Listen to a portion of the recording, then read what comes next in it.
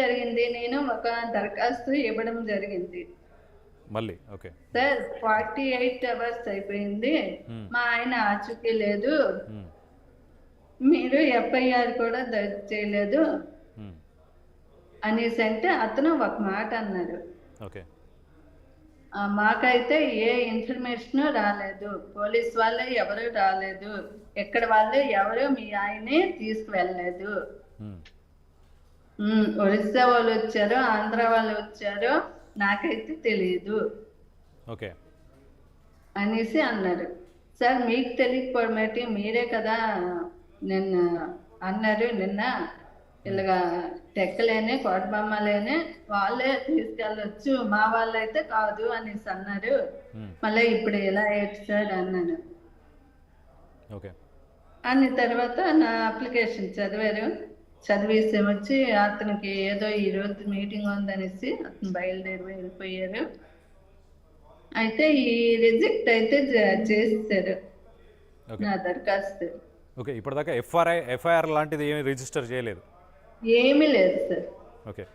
And మీ వీధిలోకి వచ్చి వెళ్ళే దారిలో కానీ ఎక్కడైనా కానీ సీసీ కెమెరాస్ ఏం లేవా? అంటే సీసీటీవీ కెమెరాలు కానీ అలాంటివి ఏమన్నా వీధి చివరన కానీ? సీసీ కెమెరాస్ అంటే నాకైతే తెలీదు. మెలియపుట్టి సెంటర్లో ఉంటే ఉండొచ్చు. నెక్స్ట్ మా గుడి అంటే పసుమాల ఆంజనేయుడి గుడి, ఓకే, అక్కడ ఒక సీసీ కెమెరా ఉంది సార్. ఒకసారి ఆ ఫుటేజ్ కూడా మీరు చెక్ చేసే ప్రయత్నం చేస్తే ఏ సమయంలో వచ్చారు, ఏ బైక్ మీద వచ్చారు, ఏ బైక్ నంబరు, ఇవన్నీ పోలీసులు చేయాల్సిన పని. మీరు కూడా చేసినా పర్లేదు, ఎంతో కొంత ఇన్ఫర్మేషన్ బయటకు వచ్చే అవకాశం ఉంటుంది. సో మొత్తం మీద పోలీసుల సైడ్ నుంచి అయితే ఎలాంటి ఇన్ఫర్మేషన్ సపోర్ట్ అయితే లేదు? లేదు సార్. లేదు. ఓకే. మీరు ధర్మాన సోదరులను కానీ ఎవరినైనా మీరు సంప్రదించారా, ఇటు పార్టీకి సంబంధించిన నాయకులను కానీ? లేదు సార్, నాకు పార్టీ పరంగా ఏమీ లేదు. అంటే నాకు అవి అక్కడ తెలిసిన విషయం ఏంటంటే, ఈ సిచ్యువేషన్ జరిగిన తర్వాత అంటే Duvvada sir Dharman sir audio వచ్చింది కదా, ఆ సిచ్యువేషన్ 2 days తర్వాత ఒక కానిస్టేబుల్స్ ఎవరు అంటే ఆ చందువును ఇంకో అతను 3 రోజుల నుండి గ్యాదర్ చేస్తున్నారట. ఈ వ్యక్తి అంటే మా ఆయన ఫోటో తీసుకొని ఈ వ్యక్తి ఎక్కడ ఉంటున్నారు, ఎక్కడికి వస్తున్నారు, ఎప్పుడు వస్తున్నారు. ఓకే. సో ఆ ఇన్ఫర్మేషన్ ముందే ఇటు అప్పన్న గారికి తెలుసా? మీకు కూడా మీతో మాట్లాడా, చర్చించారా? లేదు సార్, ఆ ఇన్ఫర్మేషన్ అయితే తెలియదు. అతనికి తెలియదు, నాకు తెలియదు. నేను డీప్గా వెళ్ళినప్పుడు నాకు చెప్పడం జరిగింది. ఓకే. అయితే ఈ కాల్ రికార్డింగ్స్ లీక్ అయిన తర్వాత ఈ 2-3 రోజుల సమయంలో ఇటు అప్పన్న గారు ఏమన్నా టెన్షన్తో ఉండడం, ఇంట్లో నా మీద ఏదైనా కుట్ర పన్నే అవకాశం ఉంది, లేకపోతే నన్ను కిడ్నాప్ చేసే అవకాశం ఉంది, లేకపోతే నన్ను ఏదైనా చేసే అవకాశం ఉంది అంటూ మీతో ఏమన్నా మాట్లాడడం కానీ, ఇంట్లో టెన్షన్గా ఆయన ఉండడం కానీ? లేదు సార్, నాకైతే ఆ విషయమే చెప్పలేదు. ఓకే. మీకు ఆ విషయం కూడా తెలియదు. కానీ ఇంట్లో ఎలా ఉండే? నాకు చెప్పలేదు. ఇంట్లో లాస్ట్ 2-3 రోజులు ఆయన ఏమైనా టెన్షన్తో కానీ, భయంతో కానీ, కొద్దిగా నర్వస్గా ఉండడం అట్లా ఏమన్నా జరిగిందా? లేదు సార్, నేను వైజాగ్లో ఉన్నాను. అంటే చుట్టాల ఇంటికి వెళ్ళాను. మా ఆయన ఏమొచ్చి వర్కర్స్ కి అమౌంట్ ఇస్తాననేసి పసుమాలు రావడం జరిగింది ఒరిస్సా నుండి. ఓకే. అంటే ఈ సంఘటన జరిగిన రోజు మీరు వైజాగ్లో ఉన్నారు? ఆ ముందు వైజాగ్లో ఉన్నాను.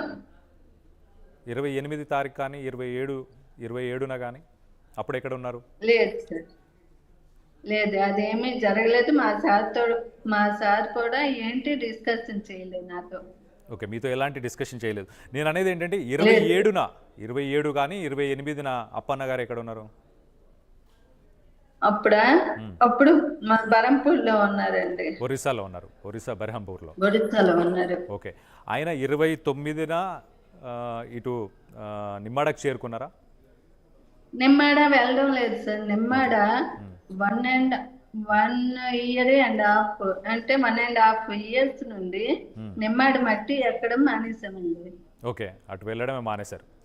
ఎందుకు? దానికి ఏమైనా కారణాలు ఉన్నాయా అక్కడ నిమ్మాడకి వెళ్ళకుండా ఉండడానికి? దానికి కారణాలు అంటే పొలిటికల్ ప్రెషర్ అనేది ఉంది.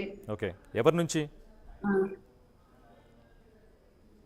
నుంచి పొలిటికల్ ప్రెషర్ ఉంది నిమ్మాడలో?